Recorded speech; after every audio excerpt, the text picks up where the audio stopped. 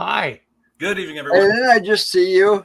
Yep. Me? Pickle Tom. No, you didn't see Pickle me at all. Tom. Yes. I think I just saw you. Me? No. Yeah. Anyway, good evening, everyone. Welcome to the Fear Fans Podcast. I'm your host, John Elmy. With me is Nick, Joe, and Tom. And so Tom, how do you like the new intro? I think it's awesome.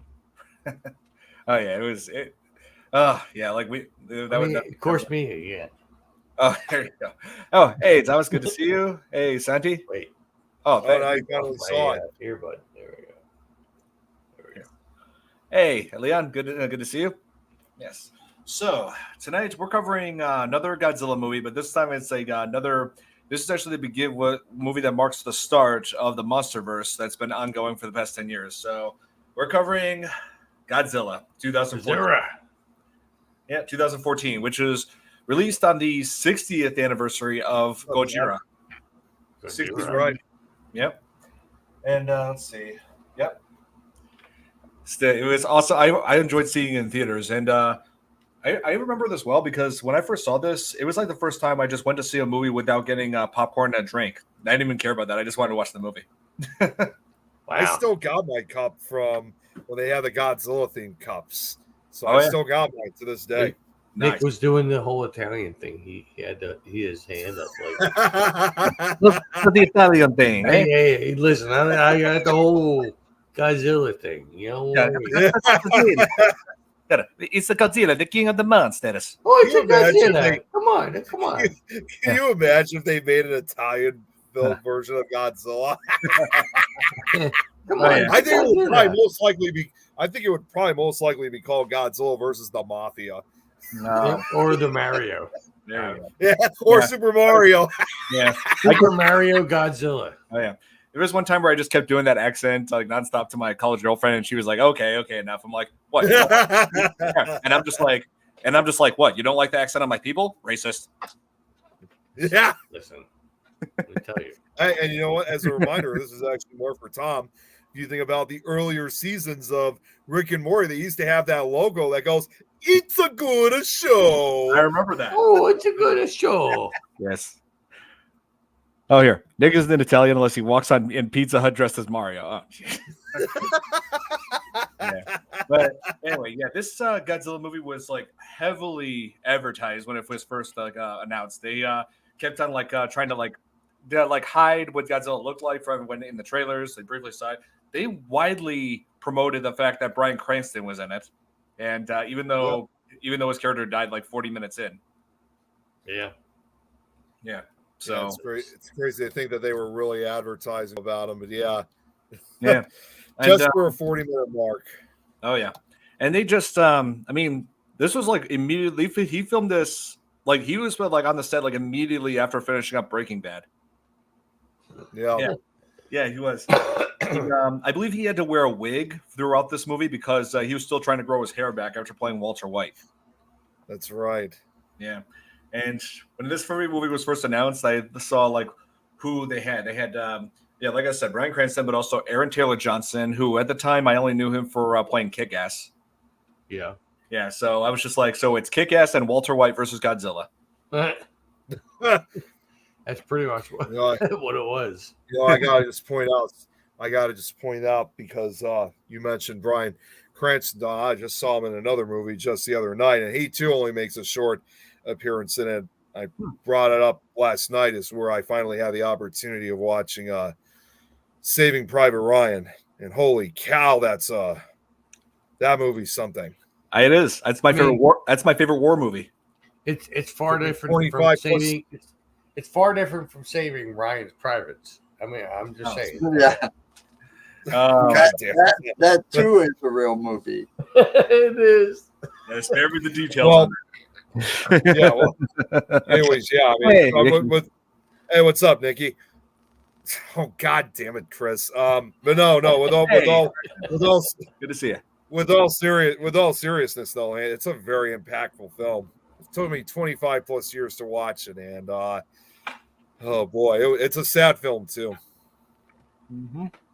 Saving Hard to Ryan's believe, Privates. how young everybody, including Bryan Cranston, Tom Hanks stars. So since you brought him up, I thought I'd just throw that in there, Tom. That's really done. I go back to it every Veterans Day and Memorial Day. Yeah. And let's see. So, yeah, this Godzilla, and also I should mention that Elizabeth Olsen is in this, and she's the youngest of the Olsen sisters. She's the younger sister of Mary Kate and Ashley Olsen from Full House. Right. Yep. I often wondered for a while, whatever happened to them? They just quit. Oh. They quit the business. What's up, Nikki? Hey. Hi, Nikki. Hey, Nikki. Yeah. So we were. Hey. So yeah, we were just discussing the cast of this film of Godzilla 2014. I was talking about how Elizabeth Olsen's in this.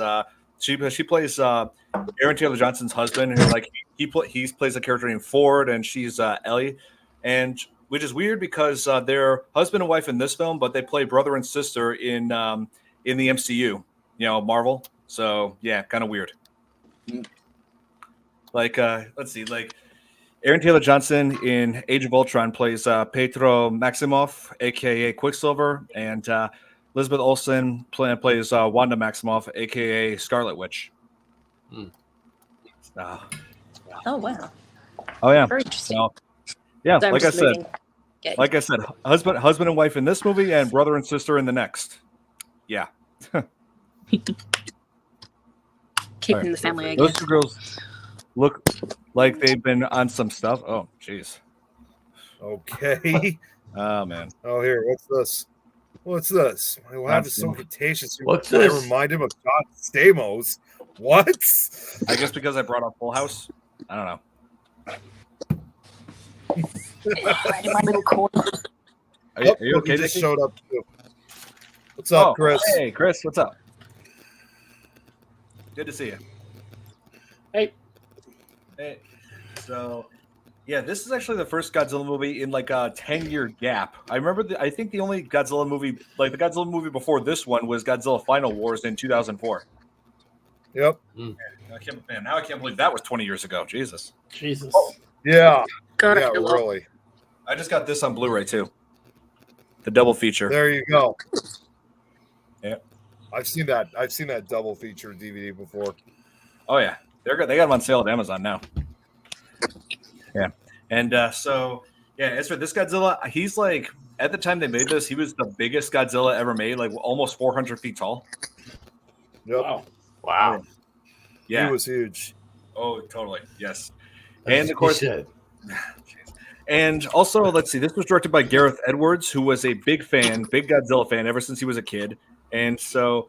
And they wanted to make it perfectly clear. They wanted this to be nothing like the Godzilla from 1998. Yeah. Thank But God. why? And Godzilla. And I watched this one in Las Vegas in a hotel movie theater. I remember that. mm-hmm. That was pretty cool. I didn't know hotels had movie theaters until that one. And so, yeah, this Godzilla, like they did an early release for this for Toho to see it for themselves, and they loved it.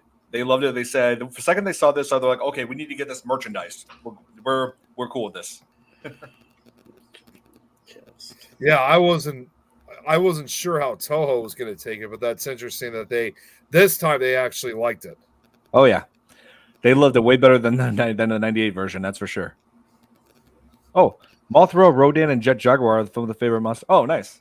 Yeah, it would be. Now that you're bringing up, Braxton, it would be interesting to see Jet Jaguar featured in another Godzilla movie because he was only in one that we know of. Tom looks like he's in his own multiverse. Me? No. Yeah, that's what apparently Dom's saying. No, he's in Tom's world. Yeah, he's in Tom's world. I He's am. using an interdimensional webcam to transmit to us. That's Well, He's in another world, another universe. it happens. I mean, right. wait, really? Hey, It's like, Marvel. what do I say? Yeah, I mean, hey, Marvel was right. We are in a multiverse. We are. We are. We Wonder what another version of me would be like out there. I already know what Tom's gonna do. I already know what another version of Tom would be like. You'd be like, Oh. "Come on, put the cookie Come on. down." Come on, you got to do He's it. speaking Come like that on. on a regular basis. Yeah, You have to do it. Come on. Oh, nice. Dang. Nice. Yeah, I Thomas. don't believe he's in it. I don't believe Tom is in his own universe. Oh, he could be. You never know. He might also even be in Cronenberg world. He could be. You know, I might be. I mean, listen. I mean, people say. I don't know.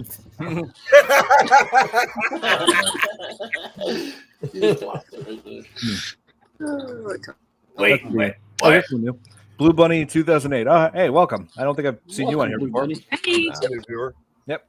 So, yeah, today we're covering Godzilla from 2014. I do remember this movie fondly. It's definitely, I'm not sure if it's like the best Godzilla movie, but it's a major leap forward compared to the 98 version. That's something we can all agree. Yep. Yes. Yeah, it is. And I love how they have like the character that's referencing like a throwback to the original Sarazawa. Yep. Yeah, they have. Oh, look, we just showed up. What's up, Dom? What's happening? Dom. Oh, look, Dom's here. What's up? Dom's here. Yeah. So. Run. Yeah, Just kidding. Yeah. So tonight, Dom, Godzilla again. Yeah, we were just talking about the cast members, how Walter White was in this, and how let's see, Kick-Ass / Quicksilver. Yeah, that's it. Okay. Those are some of the roles that I know him from. And let's see, Elizabeth Olsen. Yeah. Oh, she was here on the Minecraft. oh, that's right. Yes. You know what? Yeah. Now it's coming back to me. Yeah, you were there. I couldn't remember because you know me, I can't see the comments when we play Minecraft. Yeah, wait. That's why you need a second. That's why you need a second device. Get an iPad. It works with a computer too. I'm just saying. Yeah, he's right. Damn it, Nick. So, Damn it. Godzilla, huh? yep. So, how would you rank this version of Godzilla compared to like other versions that we've seen in the past? Me? Everybody.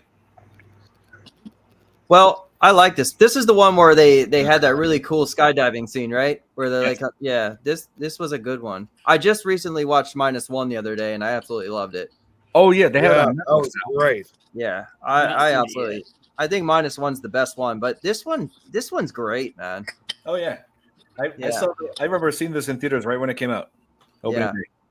Yeah. Yeah, this one was intense. I think this was the more intense Godzilla's, other than -1. Now, I think they top it as far as like when you go back to like that one with Puff Daddy and those old school ones. I take appreciation to Oh yeah. They might because, have of the, because Yeah. of the way they filmed it and all that back in the day and how this became the iconic character. And then I think that the one what was it from the 90s with the Puff Daddy theme and all that. I think that was totally ruined. That was the worst movie ever. Yeah. But then they brought it back. Did they ever have a Godzilla after that, or was this the next one? This was no, there was no Godzilla after. Well, unless you count the cartoon that was on. It was the animated No, series. I would. This was the next movie, wasn't it? After the Puff Daddy one. Well, there were I think- several others that were being made in Japan though. But Okay. yeah, the one that was before this was from 10 years before in 2004, Godzilla Final Wars.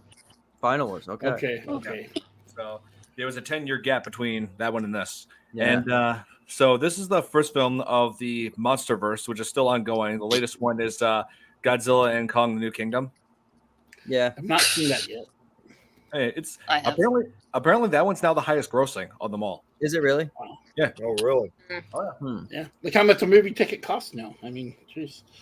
Right? Oh, yeah. And this is like $15 when you go in over. Right. That's true. And so, yeah, Don, we were just mentioning before that Toho saw an earlier screening of Godzilla 2014 for approval, and they loved it. They said, okay, we need to get this merchandise out there. We want to make toys. Wow. Yeah. Oh, yeah. Oh, wow. Eh. And they made toys. Oh, yeah. I think Lost. Tom went to his other verse. He might have fell out of the chair. An acre's Tom. Bye, Tom. And, he'll be back. I just oh, yeah. know it. and He'll be back. No. oh, yeah, he'll be back. I mean, I like how it's crazy how they just widely advertised Bryan Cranston in this, like right after Breaking Bad was over. But thing is, he was only in the movie for like 40 minutes before he died. Yeah. But, That was. Yeah. What was up with that? Yeah, I feel like it was just more of a marketing scheme, like having all those advertisements feature him to get people to want to watch it. But yeah, Bryan Wasn't Cranston. that like Drew Barrymore in Scream? pretty much. Yeah. Yeah. I mean, he wanted to be in this film regardless because he's a huge fan of Godzilla. Wait, whose feedback is going off? I don't know. I hear it too. It's not coming from my end. I'll mute mine. Just see. Yeah, I'm not sure if it's you, Dom. I think it could be Nikki. Or me. Yeah. But yeah, like Bryan Cranston, he loved the original Godzilla. He like from 1954. That's his favorite movie of all time. Yeah.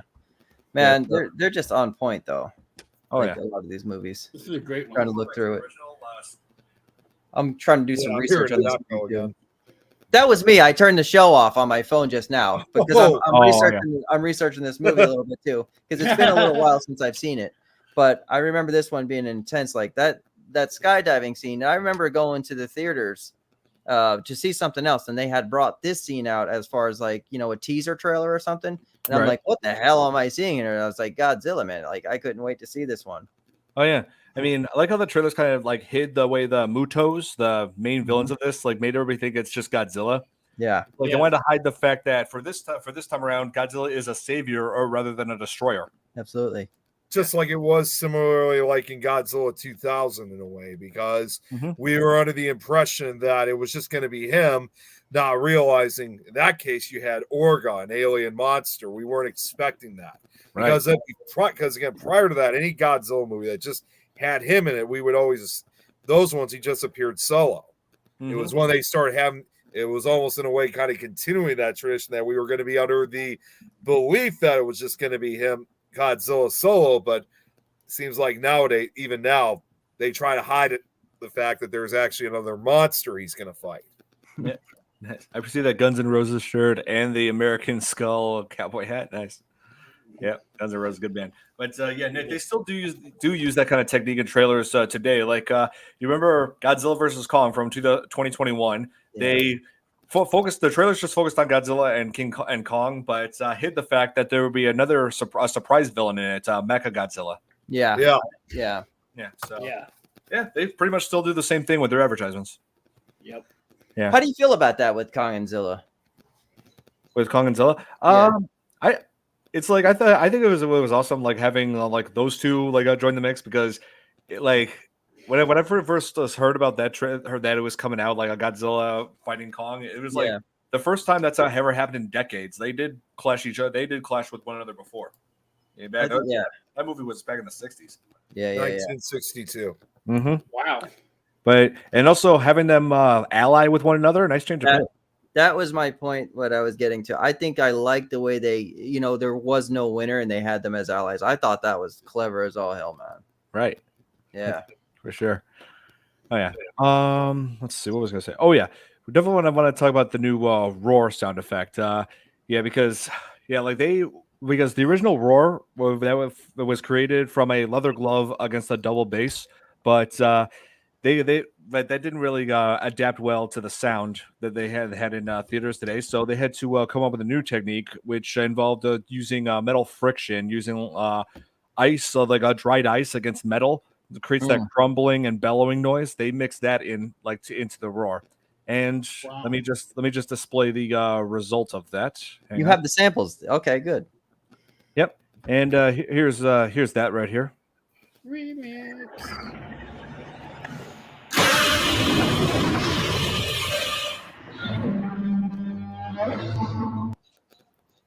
It's really impressive. Yeah. That's amazing. Yeah, incredible what we can do with audio editing. Yeah. Let's see. Then it says that for the rumble at the end of the roar, I just read this. They manipulated the recordings of a potted plant racked against concrete. It does sound pretty metallic. It does. When you really think about it, it does. I love how the two old Mothra films but don't know the year or decade they were released. I remember the old Mothra movies. The original Mothra, I believe it was from the 1960s. I think so. Yeah, that one was 61. Well, when I was a kid, during the week and weekends, we only had 3 channels at that time too, besides PBS. They played a lot of those monster movies from the 60s. Nice. Yeah. you know, and my brother and I was hooked on all of them. And be quiet. So's your dog. Yeah, that's my dog. Yeah, I know that, Hal. And you know, the thing was, they were also great because they were done in black and white. And Yeah. I think that doing them in black and white back then, and the way they did them, just made them that much more fascinating to watch. Oh yeah. Yeah, I've seen a lot of good black and white classics. Like Night of the Living Dead was definitely a great one. One of an all-time favorite. Psycho is my second favorite horror film. Yes. I just saw a movie the other day, black and white. I watch black and whites to lay down and go to bed to, but it was called Slaughter of the Vampire, and I love it. There you go. Nice. So in Slaughter of the Vampire, I thought Princess Leia had the first buns. It was actually in this movie. She had the buns, and I'm like, wait a minute, did the Return of the Jedi steal this, man? Yeah, Right. and what, I'm gonna figure out. Just wonder, like, you know what year it came out? Slaughter of the Vampire? Yeah. I don't know. Oh, it just looked at 1962. So we're talking almost like 15 years before Star Wars. Yeah. Right. Nosferatu is the oldest one I've seen too, I think. For sure. Yeah, we've seen it. The original. You know, the other thing to also add, and I probably brought it up on the show before, and it's not just for the giant monster movies. Any time, especially in those Or times, Metropolis. involving the black and white that's used in a lot of movies, horror films at that time. I mean, it not only just creates a darker and creepier atmosphere, but if you kind of look at it very carefully, and Toho Company Limited did this for a short period, for a couple of years as well, as even with tracing back to the original Godzilla movie, you shot it in black and white. That also hit a lot of the effects too, like wires and stuff like that. So it also kind of darkened stuff that you didn't want people to see to reveal, the effects. So black and white was also pretty useful to hide. Yeah, it was. Yeah, true. Let's see. Oh yeah, I also love the intro of this movie. How it shows references of Charles Darwin's book. That's his book on evolution, and then cave drawings of Godzilla, his history, and then it showed them trying to bomb Godzilla in the Bikini Atoll, which didn't kill its Godzilla, but it definitely mutated the ocean life to the point where we now have a sponge who lives in a pineapple. Wow. That's a theory, Nick. That's a theory. That's a major fan theory people have, Nick. That's that the bombings and the nuclear testing in Bikini Atoll had mutated the sea life into what we see in the show SpongeBob. Oh my gosh! I never even. Guys, I just got off two podcasts. I got to go do some editing. I just came in to say hello real quick, and awesome show. I was watching Thank from you, the back. Dom. So Have a good night. everybody later, Good seeing you. All Good right. seeing you as always, Good to Dom. have you. Bye. Good to have you, Dom. Real quick, I just wanted to also say I tried contacting Tom on the other hand, see what happened to him. I don't know where he went, but he just vanished. Man. He must have got sucked up in Cronenberg world, the place where everybody's Cronenberg. A portal. That's a portal. Yeah. Oh, Nick. So yeah, like I was saying, that's how SpongeBob got created, and then we have the show 45 years later. Yeah, I just love doing that voice, the French narrator. The guy who says things like 2 hours later. I do that a lot whenever I see like a title card of some sort. I do that a lot. 2 hours later. And Lauren makes a good point. Yep, and the sponge wears square pants. Yeah, Lauren. Yeah, just for context, SpongeBob came up because we were talking about how they were trying to bomb Godzilla in 1954 in the Bikini Atoll. It's like that didn't kill Godzilla, but it did mutate the marine life, which we'll see 45 years later in SpongeBob. That's how SpongeBob was created. I mean, the nuclear abomination. I mean, didn't something? Oh wait, what was? Oh jeez, I just lost my head. There was a. Oh jeez, I just lost the question I was going to bring up. It'll come back. It'll come back. Okay. Aside from SpongeBob, what is the connection to Oppenheimer? Oh. What about the connection with Oppenheimer? I believe they did a quote from the trailer on the original trailer for this movie when it came out. Oppenheimer created the atomic bomb. So, that should think about it. So technically, Oppenheimer created SpongeBob. There you go. We figured it out. You got all the red string connected the right way. Yes, for Wait, sure. hang on. So what is going on here? I've been hearing this a lot. Way to be tough there, Nick. In the future, I could see you as Duck Dynasty, that guy on the show. Which guy are you talking about? Oh, hey, Alice. Hi, Alice. Well, Pixar theory. Oh, yeah. Yeah, we were just talking about how, Oppenheimer created Godzilla. Yep, that's true. He created Godzilla. He created SpongeBob, all within his nuclear bombs. Yeah, and also there was a mention of I thought what was a pretty good scene was where Sarazawa was talking to the admiral about his disfavor towards using nuclear weapons to take down Muto and Godzilla, because he was like pulling out the watch that he had collected and said, and like pointed and showed it in the watch, and then the admiral said, the watch has stopped, and he's like, yes, it stopped at 8:15 in the a.m. August 6, 1945, and we all know what happened that moment, right? Yeah. So that is what inspired Godzilla. It undoubtedly does. Mm-hmm. Godzuki, come on now. Major Godzilla fan. Oh yeah, same. Been a fan ever since I was little. Is this someone you've had on watch any of your shows before, Don? Don't think so. Don't think so. Yeah. I don't regardless. But regardless, welcome, Alice. Yeah, for welcome. Always good to have new viewers watching. Oh yes. I see you're done wearing white together. Oh yeah, that's coincidental. Yeah, coincidence. Come on. Except mine has stripes on it.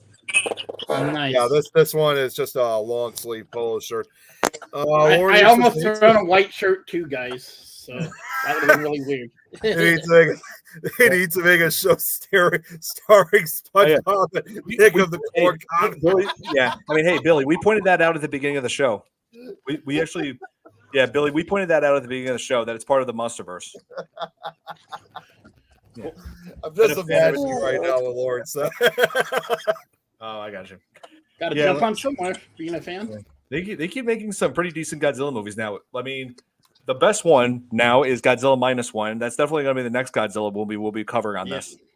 Now that everybody has access to it on Netflix. I was just going to say I better watch it on Netflix now. That's right. You guys have no excuse now. You know, was it just me? No Netflix. I got to say something about this one. Just before we do, Joe, Nikki says she's got to go, unfortunately.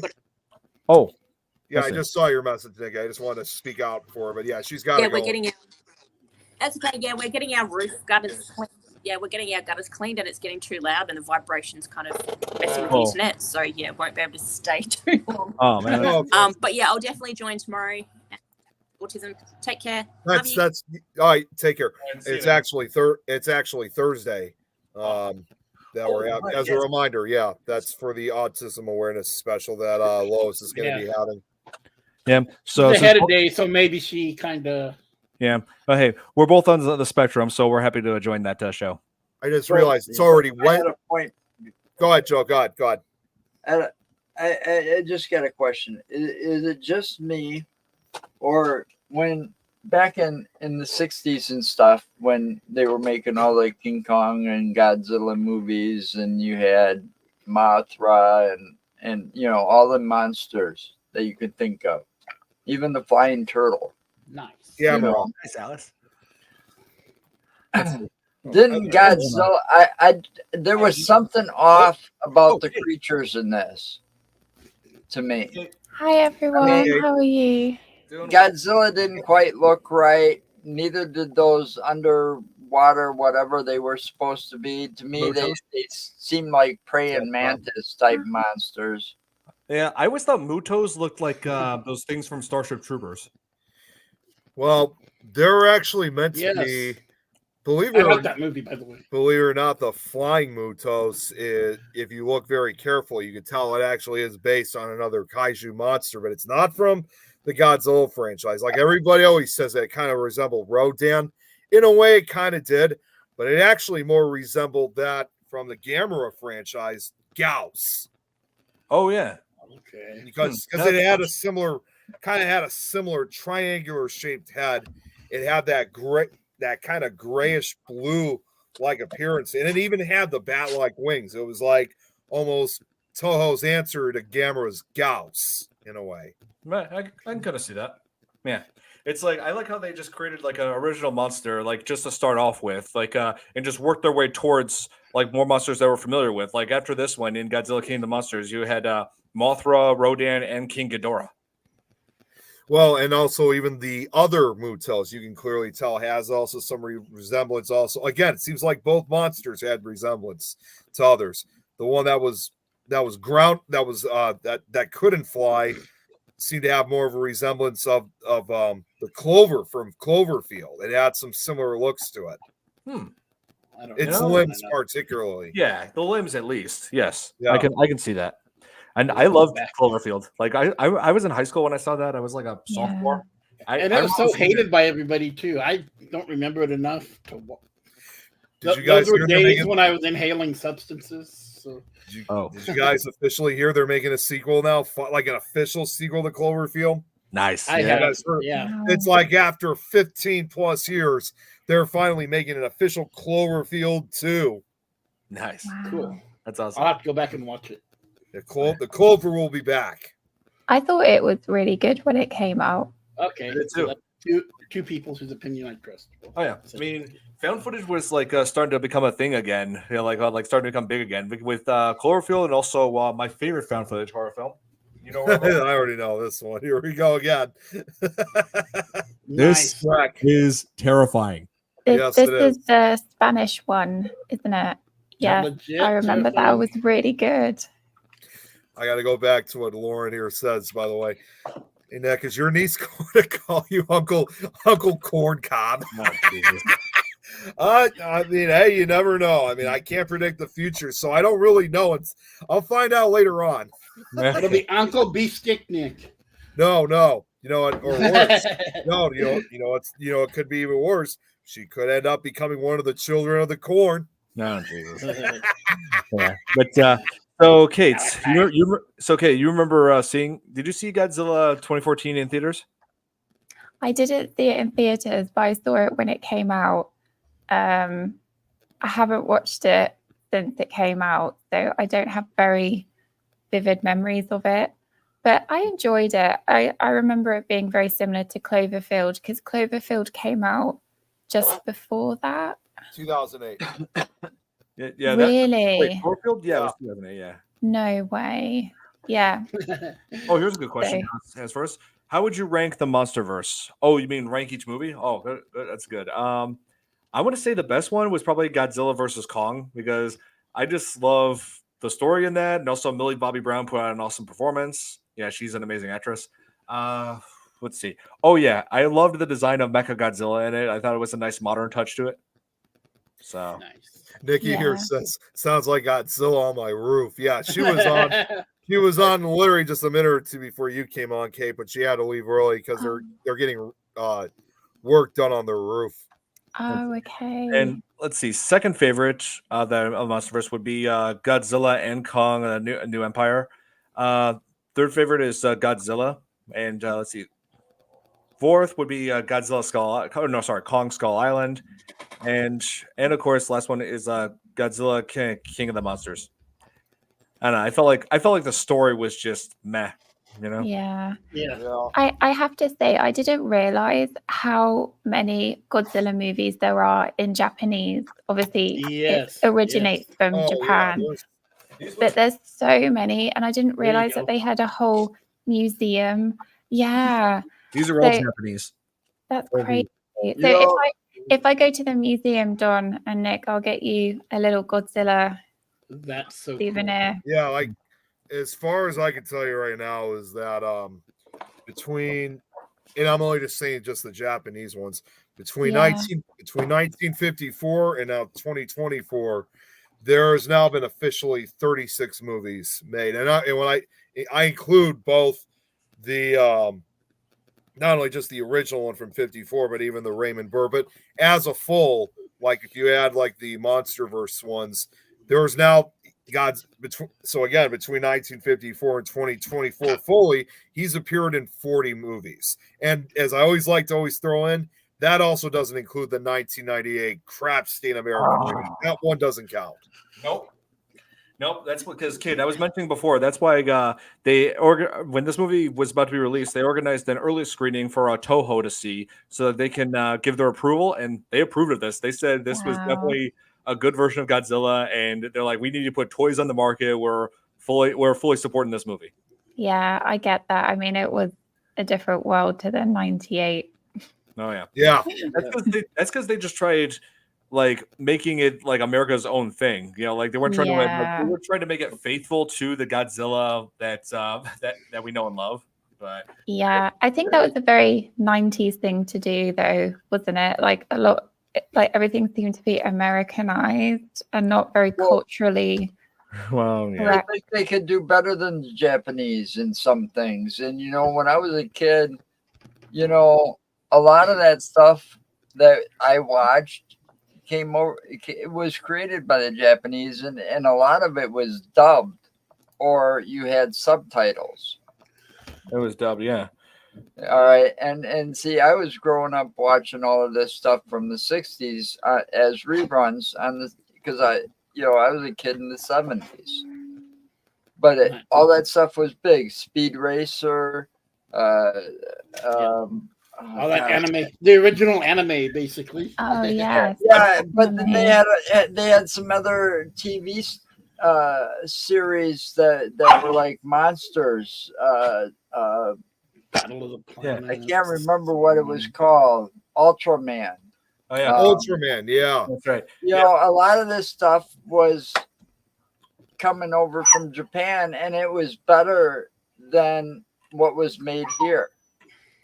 Of course, we had the Flintstones and Scooby-Doo and stuff like that, but nothing had the imagination of Godzilla and some of these TV series that they were coming up with. And Speed Racer was one of the most popular Jap animation cartoons of the 70s. Yeah. I'm hearing somebody's dog. What the hell was that? Joe's. That's my diva. My first experience to Godzilla is like the early or the late 80s, late 70s cartoon. Oh. Yeah, and then from there, I started finding them all on like. She's beautiful, Joe. Really beautiful. Started finding them all on like Saturday afternoons, like Joe.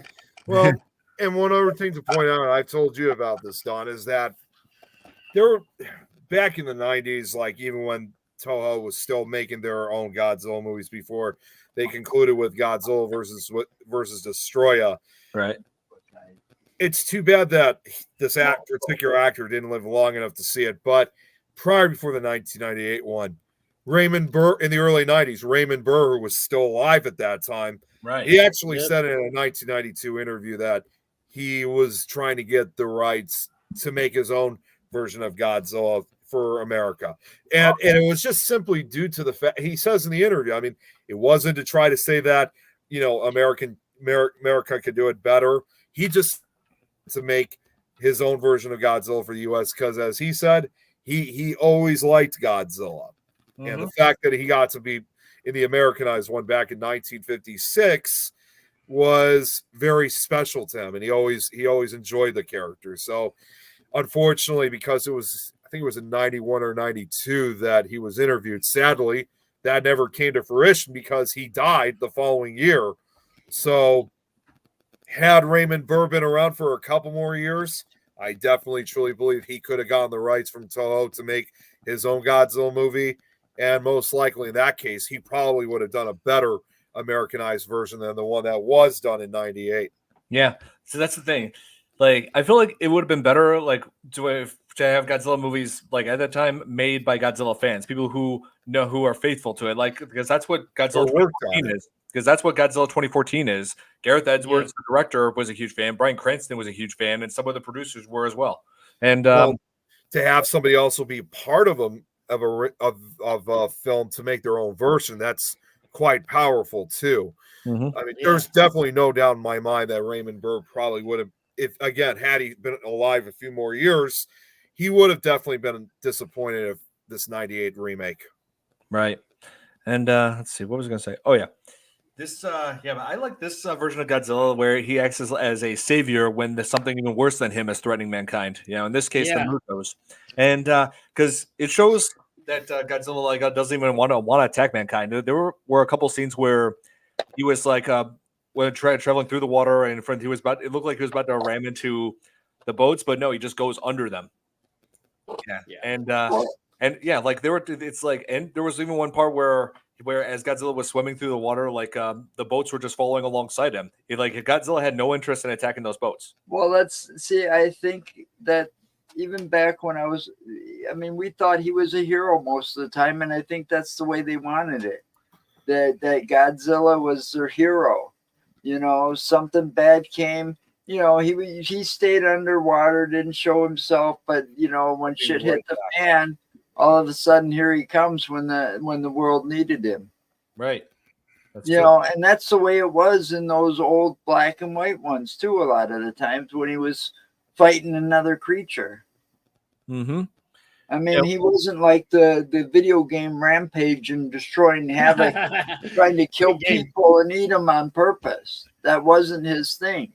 Well, yeah, he did start off that way, but as the franchise went on, then yes, he did. They turned him into a hero at some point. Yep. And they kind of kept it that way, and I like that they kept it that way. He became Earth's defender at some point. Yeah, there were several examples of this, like where he fought Hedorah, the smog monster. Let's see. Oh yeah, King Ghidorah several times. Yeah. Yeah. So Absolutely. there were times where he had to act as Earth's savior. Yep. And let's see. What other question I have? I wish that Nick would be here for this, but let's see. I know. I know. I had something. Oh yeah, there was the character Dr. Serizawa. I think his name was Dr. Ishiro Serizawa. I believe Ishiro was to honor the creator of Godzilla, Ishiro Honda. Oh yeah. I wouldn't have thought about that. But yes. Yeah. They do creative things like that, Yeah. Yeah. Oh, yeah. They definitely do. To respect. Oh yes. Yeah. Ishiro Honda, I believe he's no longer with us. So he left a really good legacy behind.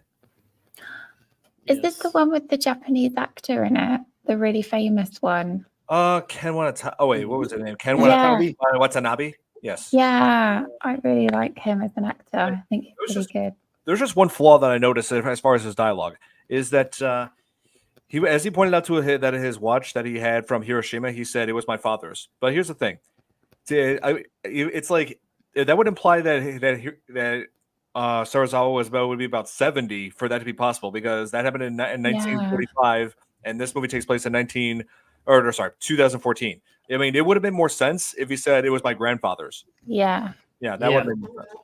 Somebody didn't do a good job researching that then. It says he's named after the director Ishiro Honda. I knew it. Yep, the director of the original Godzilla from 1954. And after the scientist who killed Godzilla in the original 1954 film. Yes, with the creator of the oxygen destroyer. Yes, that's right. The Ishiro, whatever, I can't say the last name. Serizawa. Yeah, thank you. Here. Angela's saying one of the memes that was used for Quicksilver and Scarlet Witch. Oh yeah, that's right.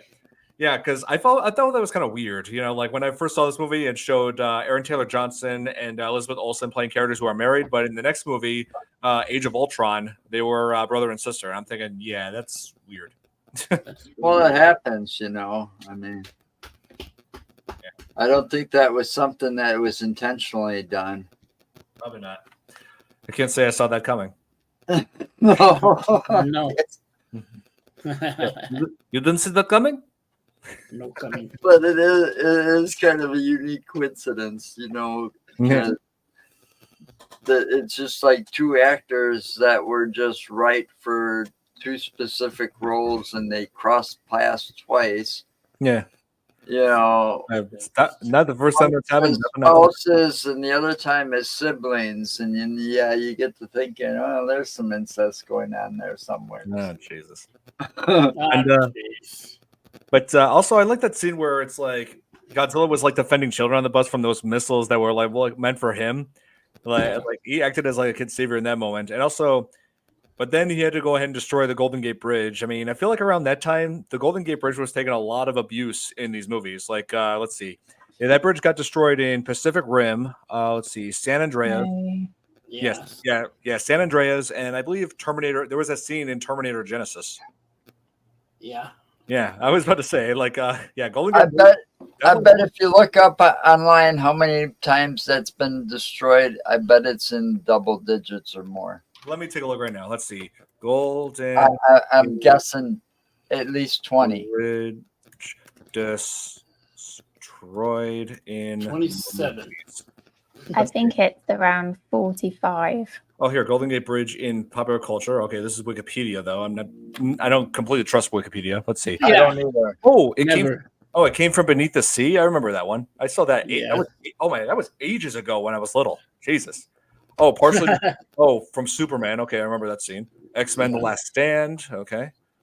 But wait, Mega Shark versus Giant Octopus. What the hell is this? Okay, yeah. Okay, Classic. Pacific Rim, Godzilla, San Andreas. Oh, here, Sharknado 5. Wow. Oh, jeez. here Here he comes comes. Nick. Well, what's he doing now? Yeah, Nick, where'd you go?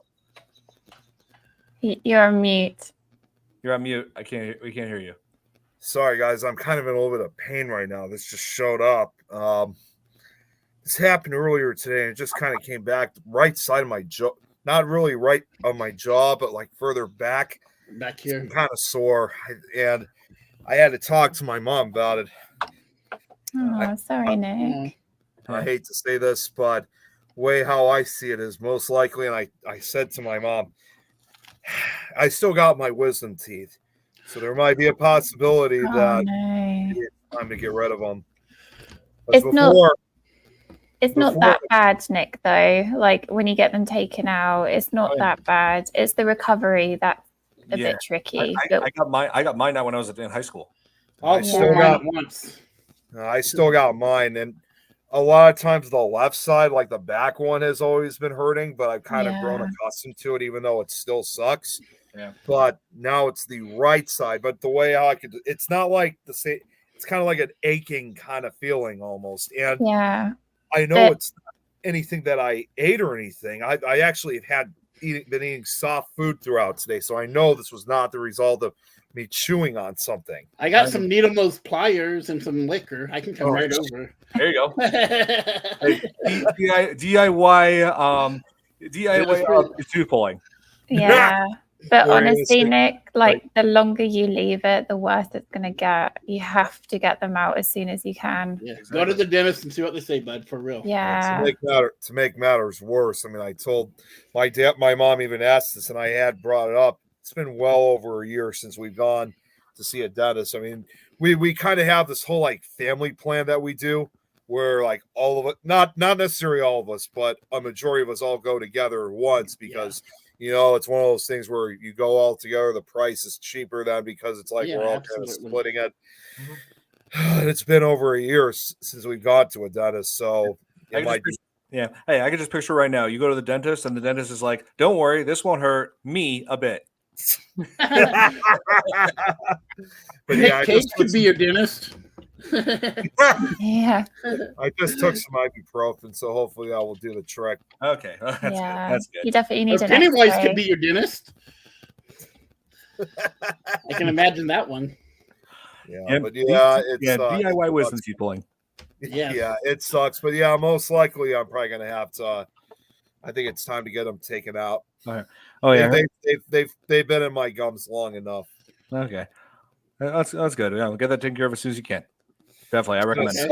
Yes. It's gonna suck, but at least it's done. It'll be done. You'll be good. Couple days healing. Oh, here he's saying the total is 10 for time the bridge was taken out in movies. Yeah, we were talking about that scene of the Golden Gate Bridge when Godzilla. Yeah, we were talking about that scene in this movie with the Golden Gate Bridge when Godzilla ripped right through it. And I was thinking around this time, the Golden Gate Bridge was taking a lot of abuse in movies. Yeah, the earliest movie was 1955. Wow. Yes, it came from Beneath the Sea, the one with the giant octopus. Yes. Wasn't Ray Harryhausen that were on the effects of that. Yeah. Superman, the core. Was that black and white? Yes. Yep. Yeah. I think I might have seen that one. Oh, yeah. It was the same. And as a reminder, too, because a lot of people think of Ray Harryhausen, not just for those movies from that time, but he's also well known for, in fact, his last time he ever got involved with that kind of effects. Wasn't it not necessarily a giant monster movie, although it still had one. And that was from the early 80s, Clash of the Titans. Yes. Love that movie. That's right. That was his very last that was his last time he ever worked on that type of animation before he eventually retired. Yeah, retired for stop motion, and they did a little bit of a homage to him in Monsters Inc. You know, they named the restaurant Harryhausen's. That's right. Oh yeah. Yeah. And also, Ray Harryhausen, in a way, kind of was another additional inspiration for Godzilla because he made just the year before Japan made Gojira. 1953 saw the movie The Beast from 20,000 Fathoms, Oh yeah. which Japan took part of that and made it into. You can kind of say Gojira is kind of like Japan's version of The Beast from 20,000 Fathoms, even though the plots are completely, I can't think right now. It's okay, Nick. Yeah, it sucks when you get this painted distraction. Yeah, even though they're unrelated, but you could still. But the one thing for sure is both movies involve a giant reptilian type creature terrorizing, destroying cities. So even Ray Harryhausen has some credit for inspiring Godzilla. Oh yeah. That's cool. Let's see. I wanted to mention some of the cast here too. Let's see. We talked about Bryan Cranston. We talked about Aaron Taylor Johnson, Elizabeth Olsen. But one name that did stick out for me was Sally Hawkins, who played Vivian, who was assistant to Serizawa. After seeing this movie, she was in a really good movie. A few years later, The Shape of Water. Shape of Water. Yeah. She played Eliza in that. She was the star. I believe she got nominated for an Oscar for that. Yes, she did. I know the movie won Best Picture that year. And that's another movie, Don, that you and I have seen in theaters when it first came out. She's been in a lot of films though, like she's in Paddington and she's in. Oh, I didn't know you had a copy of it, Don. It's a Best Picture winner. I have to have a copy. Yeah. I still remember when we saw that movie, Don, and I think I not to go off this direction, I'll just throw it out. When you first invited me to see that movie, at first I didn't really think much of it because I thought, this is just another, film involving some, underwater critter of some sort. But then in the end, it was like I was really impressed with it. Yeah. I just figured, it was made by Guillermo del Toro, who has made all kinds of amazing films. I thought you would like that one. And also too, that was the other reason why I wanted to see it. I think, because it's also made by Guillermo del Toro, I'm a big fan of his work. Oh, yeah. It should be fun, and it's definitely a great movie. I still remember we chose a perfect night. There was like very few people in the theater when we went to go see it. Oh yeah, this is basically like The Creature from Black Lagoon, where the creature wins and gets the girl. Oh, Yeah. wow. When you think about it, yeah. But the one thing that shocked me is the fact that people brought kids who look about Oh my God! Yeah. Yeah. Okay. What kind of parent in their right mind brings their little kid to a movie like this? So I'm just gonna say it this way. I'm not gonna go into full details, but the opening, for those that haven't seen it, the opening of the movie is interesting. I'll just say it that way.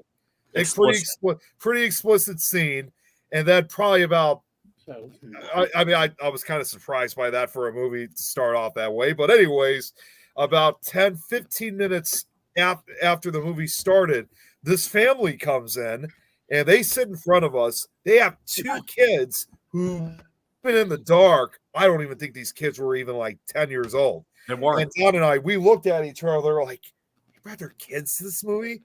I mean, it's not really a kids. I mean, based on their appearance, they probably had to be no more than maybe between what would you say, Don? 6 to 8, ages 6 to 8 years old, maybe. Not even 8. Not even 8. You think like maybe 5? Roughly. It was strange, and I mean, my first thought was like, oh, thank God they weren't here for the beginning, but unfortunately, but nope, it got worse. Yeah, it got what they showed. Yeah, it got worse. It got more explicit from that point on. Yes. My first horror movie experience, I was 9 years old and watched Ghost Story. Ghost Story. Okay. There you go. I had nightmares for weeks, according to my mom. But Yeah, I was about 12 when I watched Pan's Labyrinth, and that really, really shook me up. Also by Del Toro. And Yeah. also, Yes. and it's also worth noting that the actor who played the fawn in Doug Jones, he's the creature in The Shape of Water. Oh, And he wow. also It's him. and he also played, believe it or not, the Pale Nice. Man in Pan's Labyrinth. He played a couple Yes. characters in that movie. That's right. Wow. Yeah, that's true. And it's funny, I've only seen parts of Pan's Labyrinth. I've only seen parts of it. I haven't even seen the full thing, but still somehow I already got a lot of knowledge when it comes to Pan's Thank you, Labyrinth. Santi. And I've also seen what was that other movie that Del Toro made? He made it before Pan's Labyrinth. Devil's Backbone. Yeah, that's right. Yeah. I love the Pinocchio one that he made. That was good. Let's see. What wanted to mention? Oh yeah. So I wanted to talk about the new monster featured in this Muto, which was short for what was it? Muto was massive unidentified terrestrial organism. kind of similar to like a UFO in a way. Yeah, pretty much. And what was unique about them is that they had the ability to emit EMP blast, electromagnetic pulse. Yeah, like which it basically shuts down anything that works with electricity, and yeah, basically anything with including vehicles. Because there was that scene where they flew in, the Air Force sending planes at it, and it emitted an EMP blast, and those planes just flew and crashed right into the ground. Yep. So it's like the opposite of Magneto. Right. I can see that. Yeah, I first learned about EMP when I was in my Nice. before I was 10 years old when I saw that movie GoldenEye. Oh, yeah. Oh, yeah. The James Bond movie. Yeah. Well, British.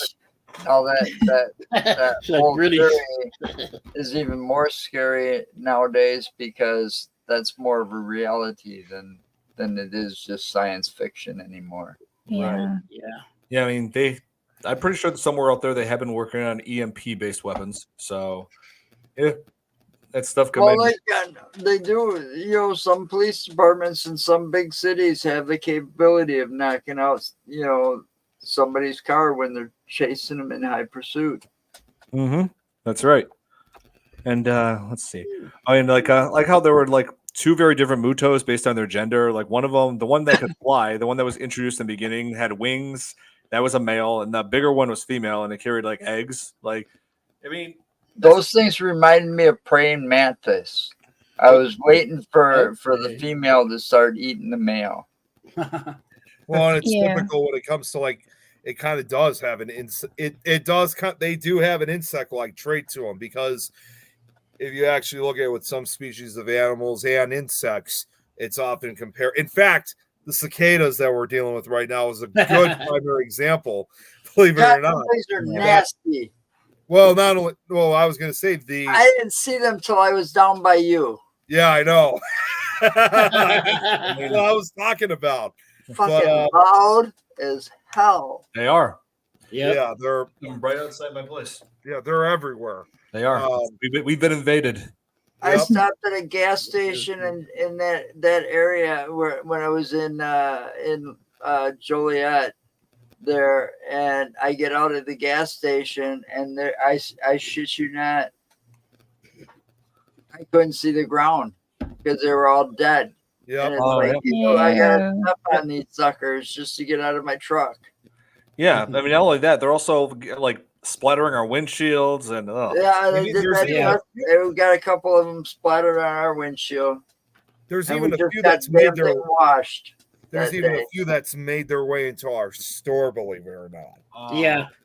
And well, I just before I get to what I was going to say, I'm just going to make a long story short for that is that I've been hearing them make their noise in these last few days. Not today, fortunately. I think most of the ones that were in the store have now died, so it's not as much of a major concern.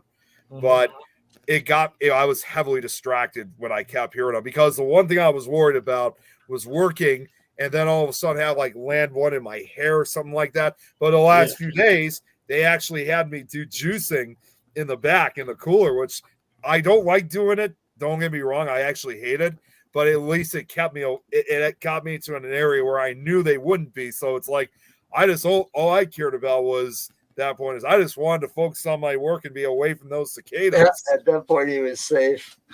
When Well, you I say was. juice, when you say juicing, is that like making smoothies or juices? Or... freshly squeezed orange juice. That Okay, cool. Because all I heard was like cicadas and juicing. No, and I thank was like, God, no. what? They don't make their come way. on, don't go there. Make No, a thank paste. God. Cicada smoothie. Oh, Oh, God. geez. But no, what I was Have going to enough say. people are putting out recipes for him. Well, but Chocolate covered cicadas. Yeah, but Nick, I mean, this wouldn't be the first time. This wouldn't be the this wouldn't be the first time that Godzilla had faced an insect-like monster. yeah, of course, you had Mothra, and then of course Megaguirus. Megaguirus, a giant dragonfly. But no, what I was That originally Japanese, right, Don? The Japanese. Yep, the Japanese Yeah. ones. But anyways, what I was going to originally say though was, I mean, like when going back with Mutos and having the insect-like traits, if you look at some type of animals as well as some types of insects, including these cicadas, is that the female species are actually larger than the males are. So Mutos and more what? I was going to say way more aggressive usually too. At times, yeah, depending on which type of insect. So, Right. so kind of like with these cicadas, Mutos in a way, you see the largest one being female and the smaller one being a male. I think that pays homage to the types of insects and animals that have that size trait, if you will. And like you said, it definitely seemed to show that the female Mutos was far more aggressive than the male one was. That's right. Yeah. Aren't female mosquitoes the only ones that bite humans? Yeah, that's true. Males, Yeah. and Why is same it with always bees. females? Because the females are carrying the eggs, and they need the blood to nourish the eggs. And that's the same thing also with that's also the same thing also with bees too. Like with worker, you got the worker. Well, most workers are actually female. The male ones are the bumblebees. Oh. Although the sad part is they're not very reality is unlike in this case with other types of insects. They're not very reliable. It's for just mating, and that's pretty much it. I mean, and they don't sing, they can't even feed themselves. As a matter of fact, a little quick education on this too is out when because since we're getting into the summer now, sad part is when summer ends and fall arrives, many of those bumblebees, they're basically rejected and kicked out of out of the out of their hives. Basically, a few days after they've been kicked out, they die. Yep, that's really how Mucho would have been. But I would love to see that, Santi, Godzilla and Bowser. Oh, yeah, Godzilla would completely destroy Bowser. That would be yeah. epic. But what happens if Bowser became kaiju size? That's the real question. He still would destroy him. He got the star. What if he has the star? Godzilla. I gotta get my. Oh, he's gotta get something. He's gotta go have his wisdom teeth taken out. No, yes. I really wish. I can help you with that. DIY wisdom teeth pulling. Yeah.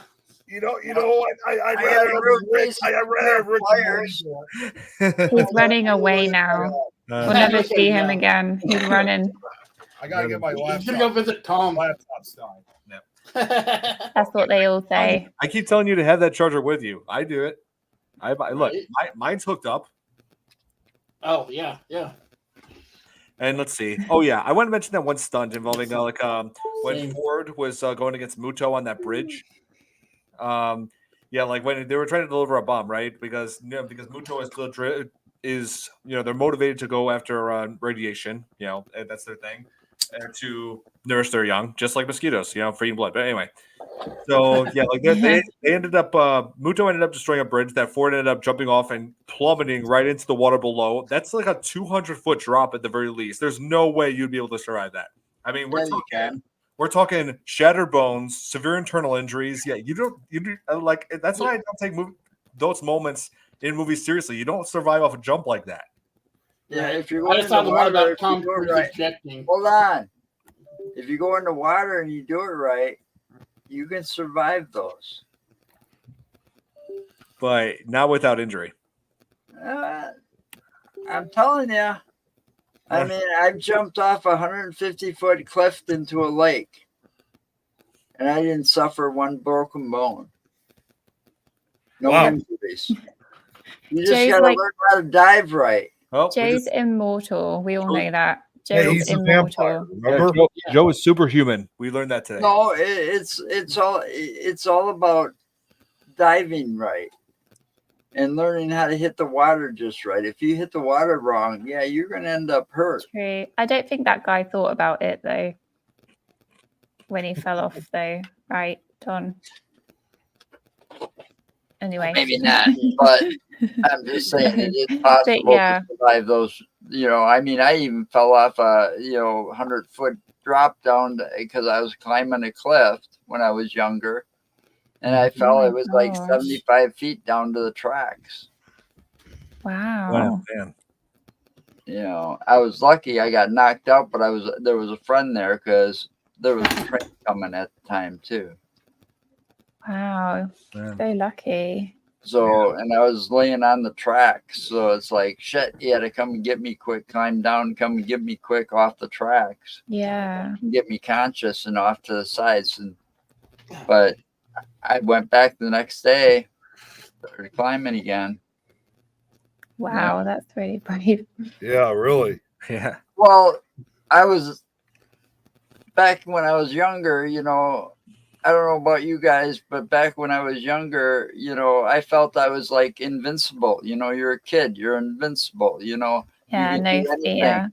You're going to take your bike over a ramp and see if you can jump so many barrels or, you know, even though it's just a pedal bike, you know. I mean, come on, how many didn't build those ramps or take a skateboard and go into a half pipe and try to do tricks, you know? Yes. I mean, we did all kinds of crazy shit when we were young.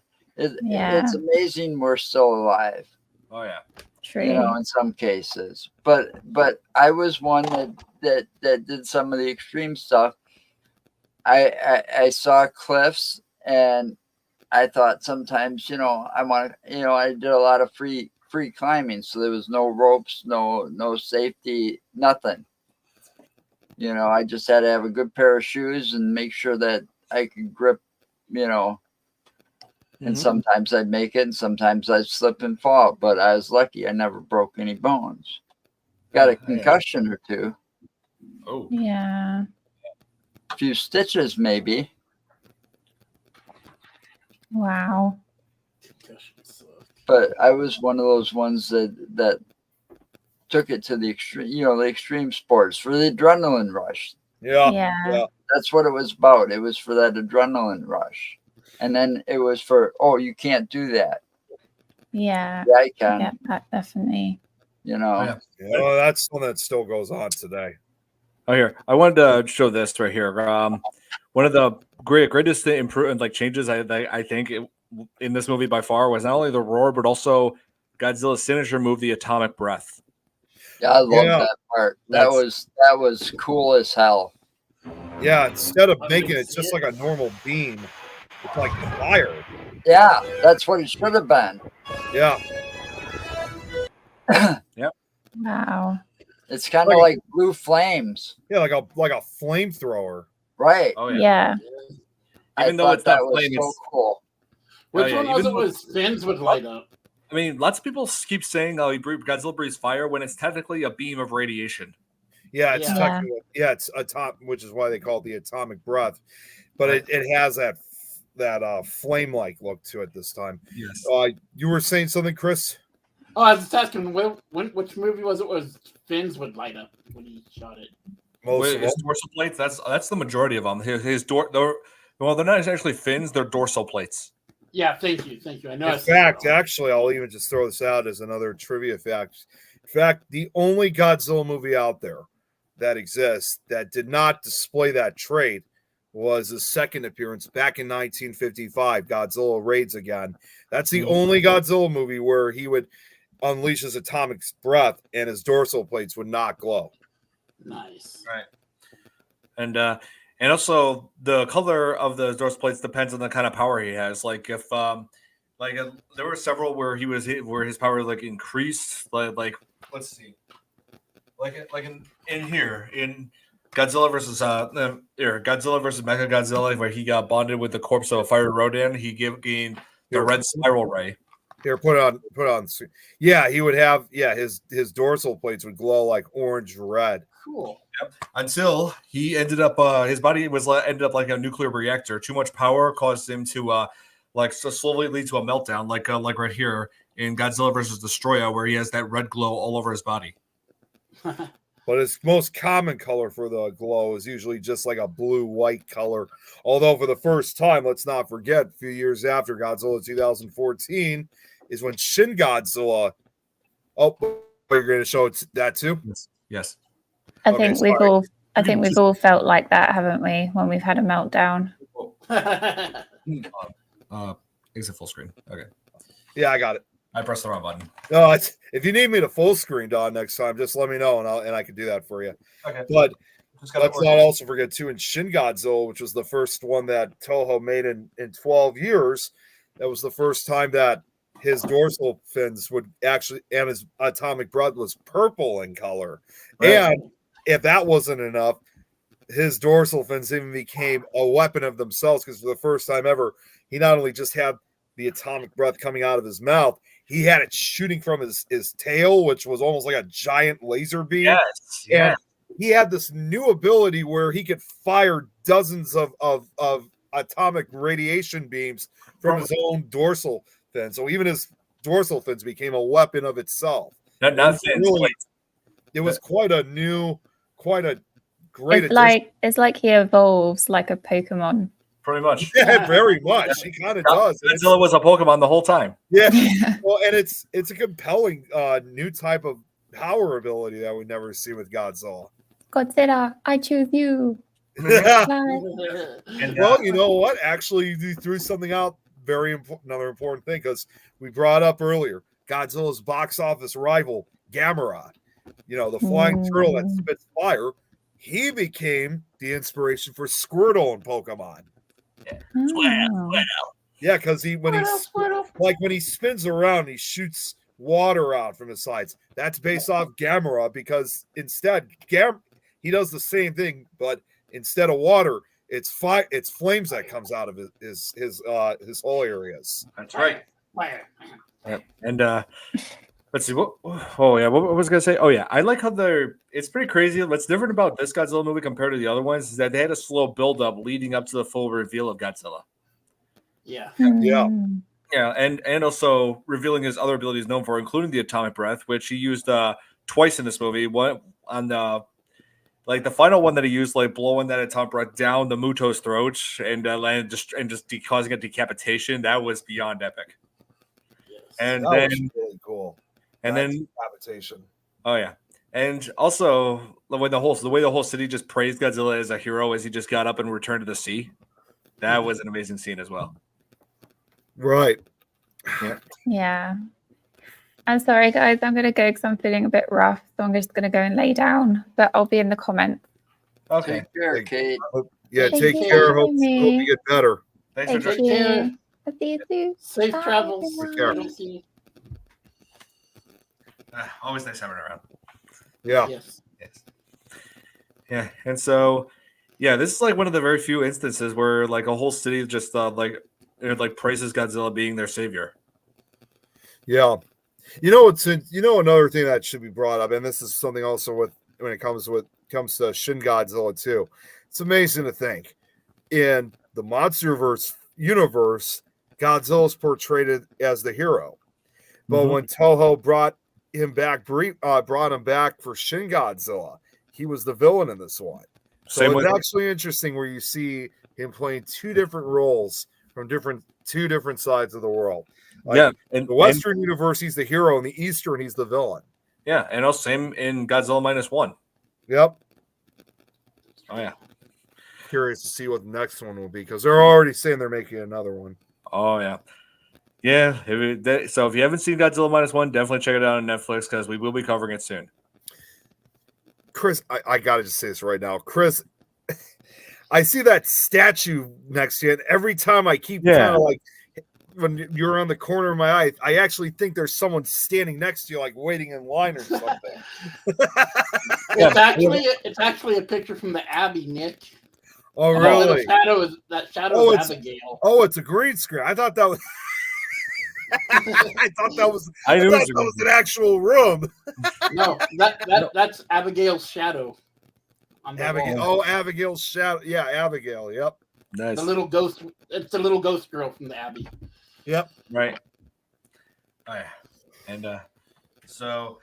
And like we were. Oh, here. You're better, Kate. Thank you, Thomas. Okay, I just wanted to see what Wait, hang on. Sati also said this. What was it? Yeah, you look like the Duck Hunter. We know. Someone call the Pokemon Snovo and tell him to drop Twitter early for Nick's white shirt. What is going on here? What is with you and my white shirt? Yeah, even though mine is not completely white, I do have stripes on mine. Oh, there you go. So Don is better. Because he has stripes. You know, if I or he's in jail, one way or the other. Hey, you know, if I can only just come up to you right now, Chris, I'd be like, "Damn it, Beavis!" Well, Smack you you know, on the face for saying that. It's better than, you know, what's the worst thing you could do right now to really screw with people, Nick, is go out and get yourself a plain Kelly green shirt. Okay?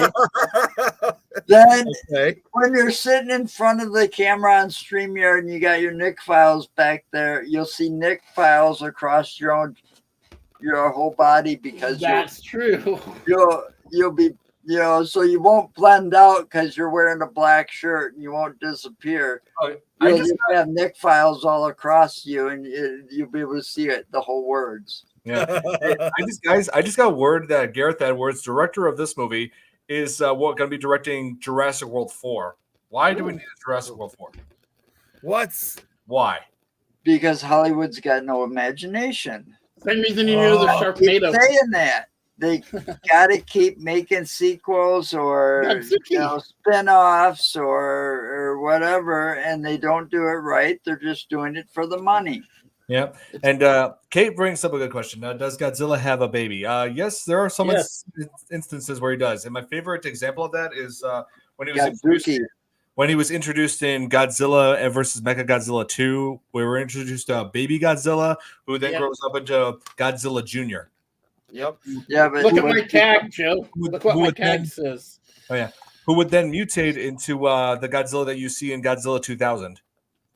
I thought that was supposed to be a separate storyline. Yeah, but isn't the cartoon? Wasn't the cartoon it called Godzuki? It was Godzuki in the cartoon. He wasn't his son. He wasn't his son. He was his nephew, apparently. Well, still, I still like that. That's what I put on my tag. Godzuki. I like that. Yeah, I mean, one theory I do have is that the Godzilla Jr.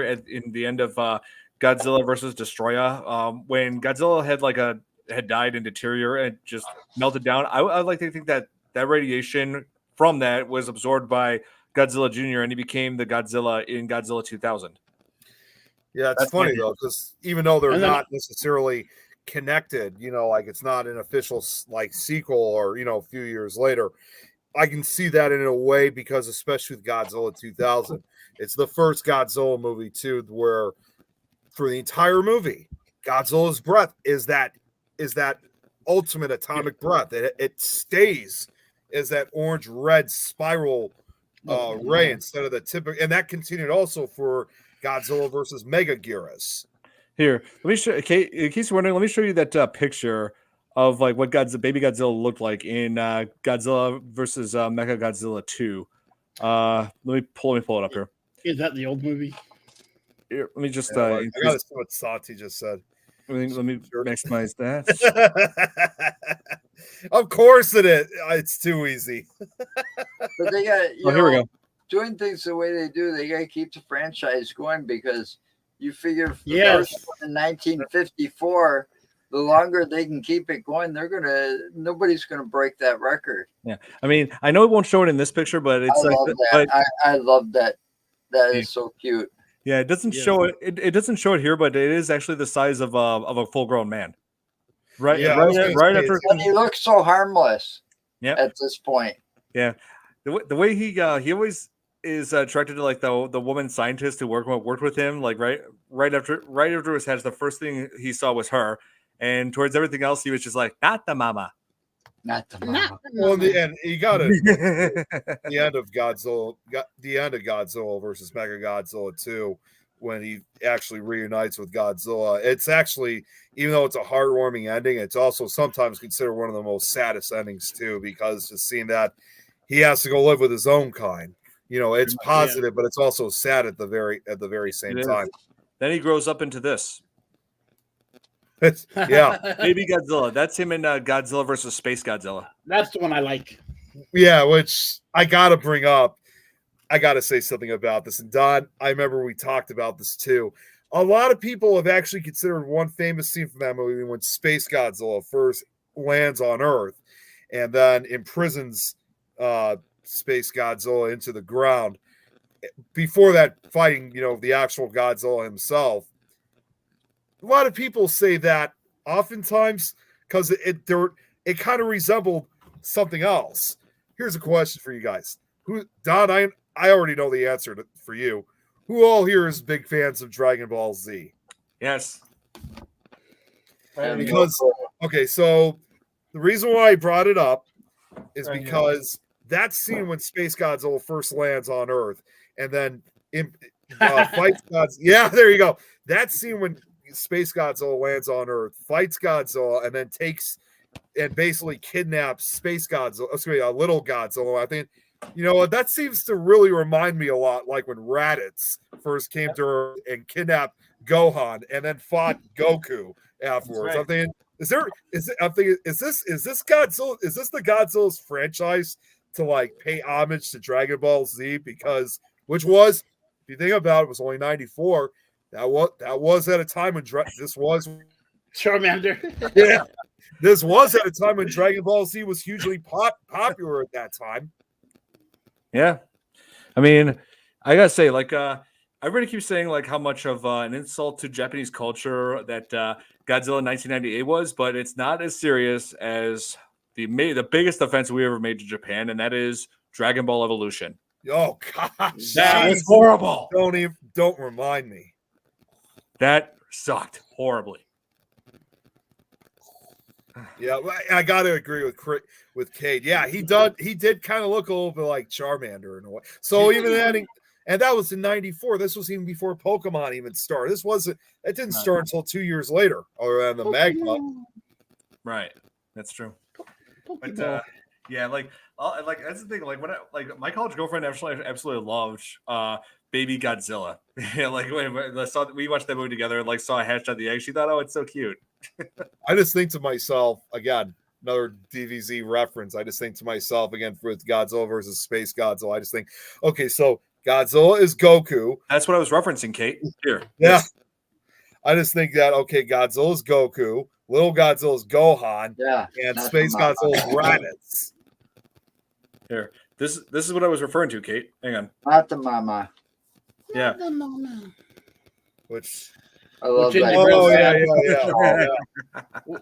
Which I never really ended with all their deaths. Yeah. I never really watched that series. Looks like a T-Rex. With sclerosis? Are you kidding me? Nice. I agree. Yeah. Wow.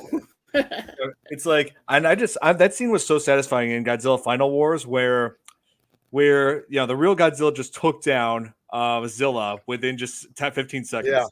That was so satisfying. Well, and some people often wondered why set in Australia when they shot that in Sydney, Australia. So random. Well, if you think about it, I know it's kind of like a loose remake of Destroy All Monsters from 1968, where they had different monsters destroy major cities this time outside of Tokyo around the world. But the reason why they set it in Japan, in Australia, and get this, after Godzilla 1998 was made, it was originally meant to be part of, it was originally meant to be the beginning of a trilogy they were going to make.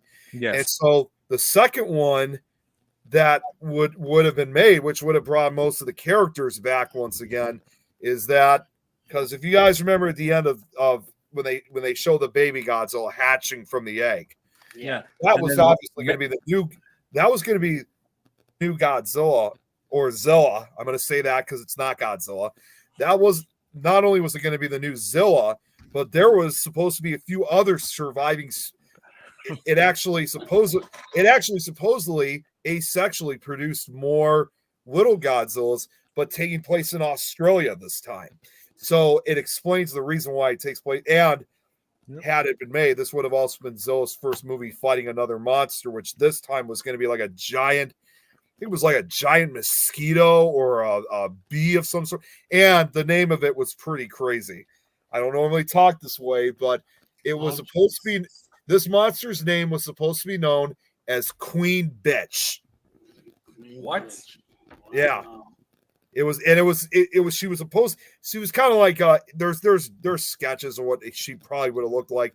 Put it this way, it would have been almost like an Americanized version of Megaguirus, except unlike it being a dragonfly, it was supposed to be like a giant mosquito or a wasp of some sort, and just like Megaguirus, I would think being called Queen Bitch, I would think it would be like a giant wasp or something like that. That's what I'm saying. It was either supposed to be a mosquito or a wasp, but just like Megaguirus did a few years later, she too was supposed to have like an army of smaller wasp-like parasitic creatures to do her bidding.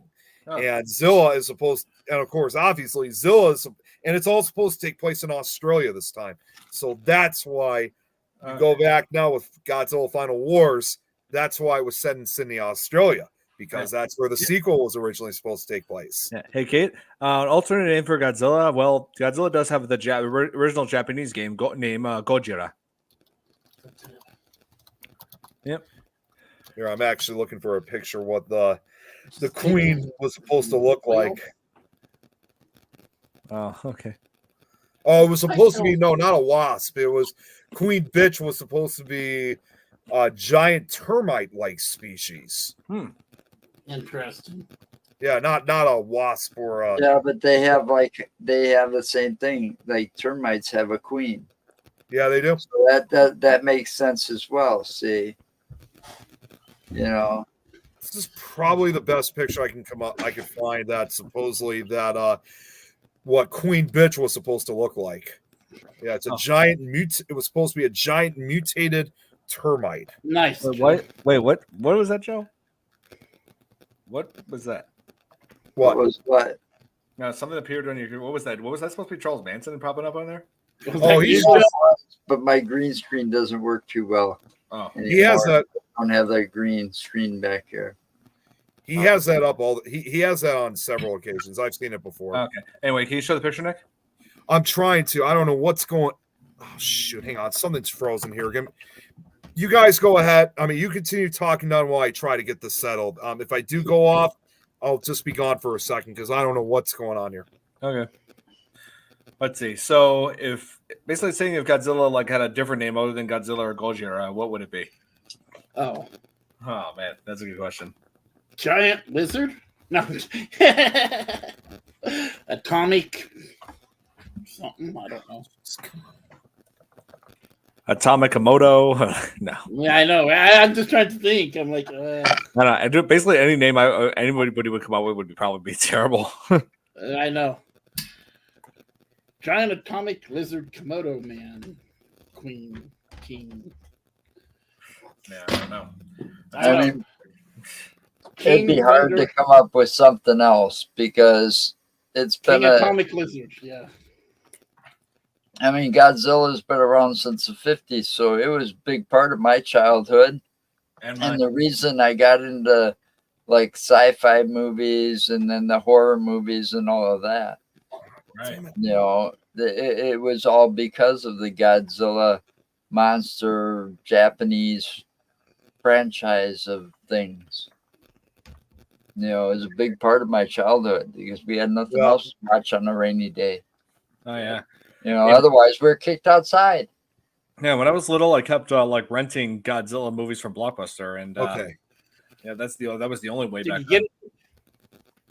Yeah, I'm gonna try. I think I got the picture now. Hopefully it works. All right, here we go. So this is what Queen Bitch. This is probably the best one I could find of what she was supposed to look like. Okay, the one that was It's kind of dark, but yeah. Huh. Okay.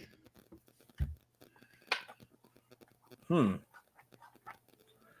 You can see it has a termite kind of look to it. Kitten is a better name. Yep. Wait, what? What? Wait, what? Kitten is a better name for guy. Oh no. No. Atomic Kitten.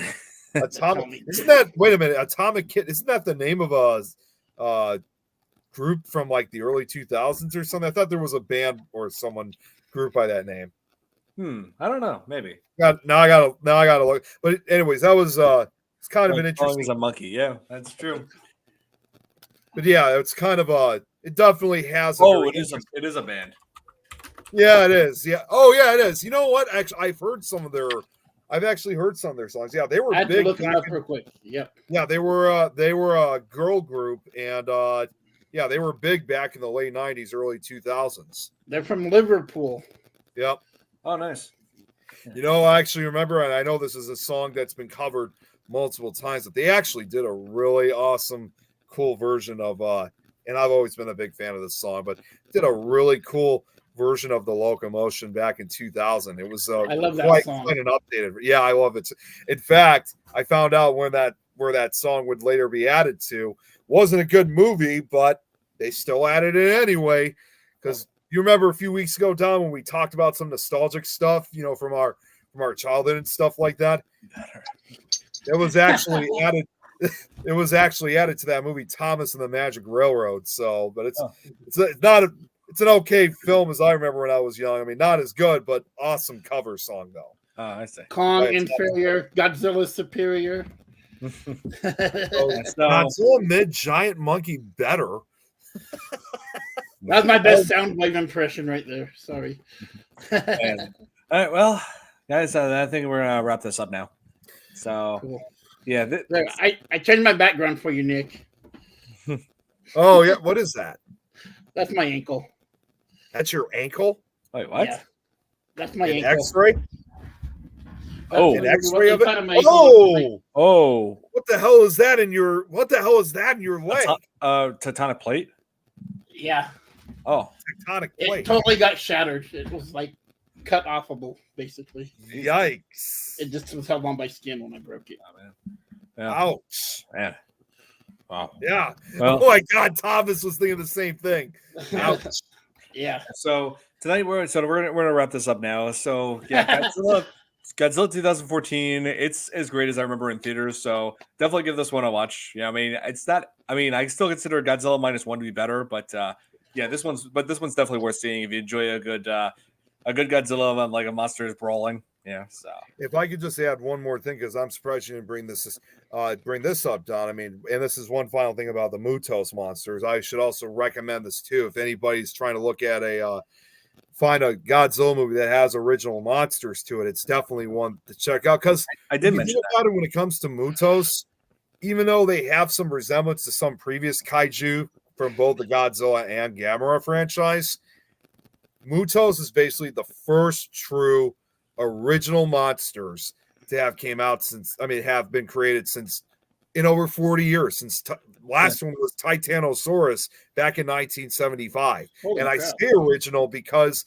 there were all these new monsters in between, but every monster between then had some kind of connection either to Godzilla or even Mothra. Like if you look at like Mothra, for example, like with Batra. These are the first original. I have no connection to them whatsoever. So it's definitely a good, also in a way, an original movie too, where they feature really official new monsters for the first time in 40 years. I discussed that earlier, Nick. How Muto was an original monster. Oh, I guess I must have been upstairs when you mentioned You're it. getting a charger. Yeah. Oh no, I was going up for my jaw. I'm just messing with you, Nick. Yeah.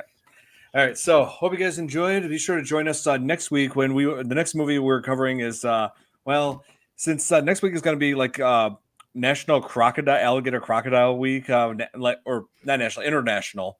Yeah, I decided to cover what I consider to be the best crocodile movie, like and sort of like a nature horror movie. Rogue from 2007. It's made from Australia. Yeah, the man who directed Wolf Creek directed it. Oh, really? Oh, Yes. jeez. Wow.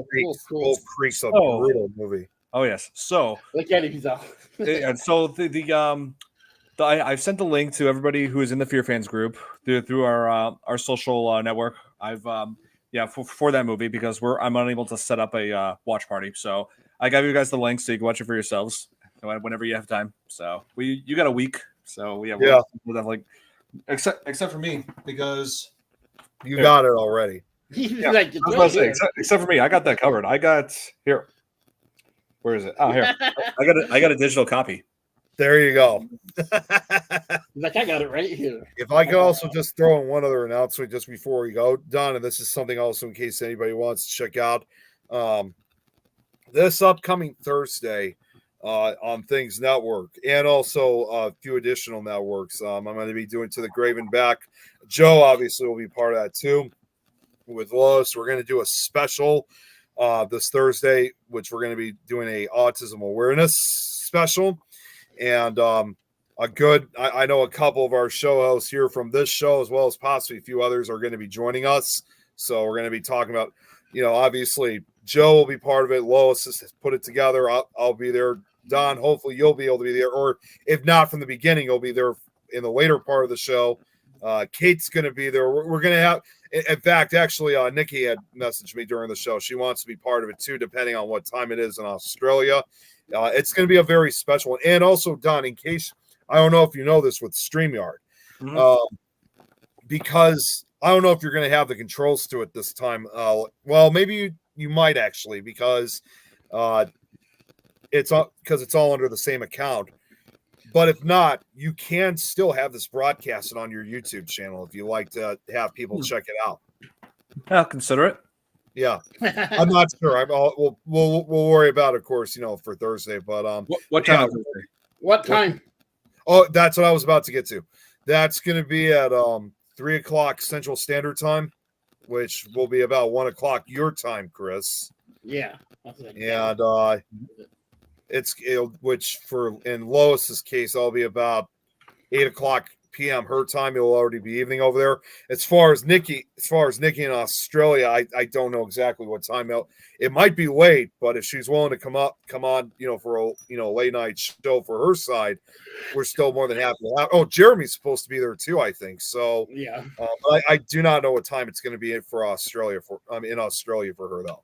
But that's going to be the times over here. So Okay. 3:00 CST. Perfect. Yeah. Okay, so that's 2 my time. But Yeah. I'll be at work. So- and leave it. Oh, okay. I'll flick it on my phone. Oh, it's going to be 2:00. I thought it was 1. Oh, your mountain time. Yeah, that's Yeah. that. You're an hour behind Right. us. Right. I'll flick it on my phone and listen to it on the radio as I drive. Okay. Okay, cool. So that's going to be it for this edition of the Fear Fans podcast. Be sure to join us next week as we cover Rogue, a criminally underrated killer crocodile movie. That's it's worth seeing. It has Rhoda Mitchell and Jeff and Sam Worthington, who 2 years before Avatar. I thought that came out the same year, 2007. No. Oh, wait. No, you're right. You're right. Yeah, it was 2009. 2009. I know my years. Yeah, I know. I don't know why I thought that was when they first started probably working on it. It wasn't 2007. It was probably when they first started, but 2009 wasn't. That was when it came out. Right. So hope you guys enjoyed. Hit the like button if you did. Share with your Absolutely. friends, and we'll see you guys next week. Bye. Good night, everyone.